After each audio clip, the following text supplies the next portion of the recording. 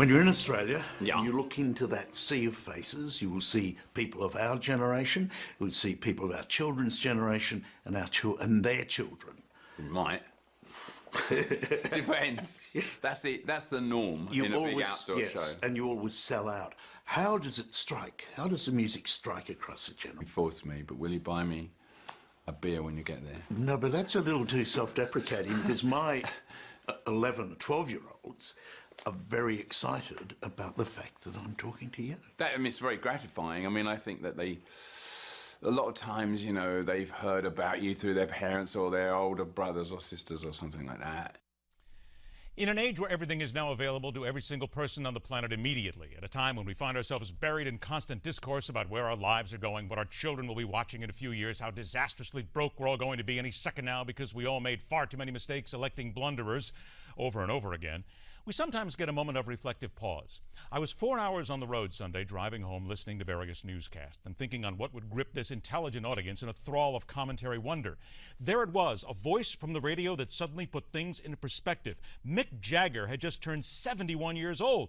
Mick Jagger, lead singer of the Rolling Stones, one of the single most influential and important rock bands of my generation, any generation, was now more than 7 decades old.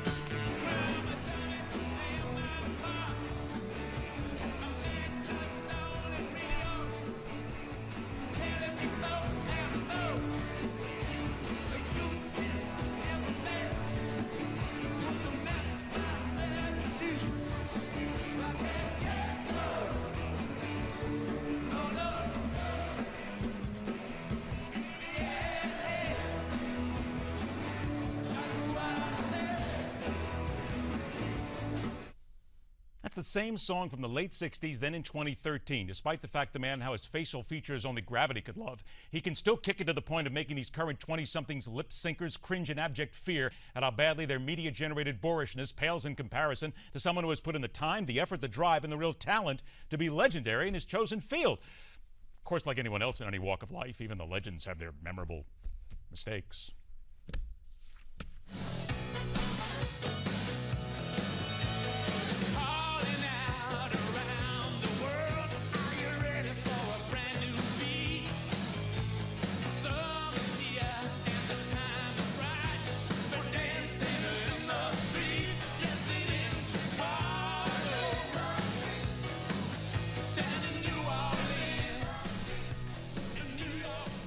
Allow me to humbly apologize to an entire global audience what can only be construed as possibly the single greatest ear and eye pain you will experience today. Then again, we're all about truth here. So to make our point, it had to be shown. We know there were no real musicians injured in the creation of this commentary, by the way. You see, we live in an era where we are told the next generation is too foolish and sometimes even too stupid to learn the lessons of history, to appreciate what has come before and understand that more often than not. The old ways of we codgers still rock and still work in this often dysfunctional society.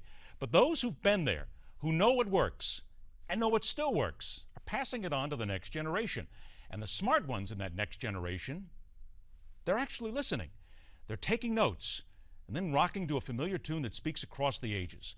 Maybe our political leaders need to learn that lesson and understand that the next generation is pretty darn smart and they're willing to learn.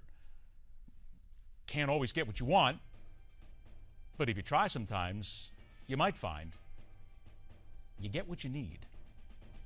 And that's telling it like it is.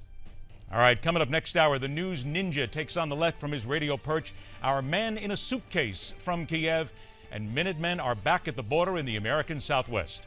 That and so much more as we continue right here on MidPoint, where every day we question everything.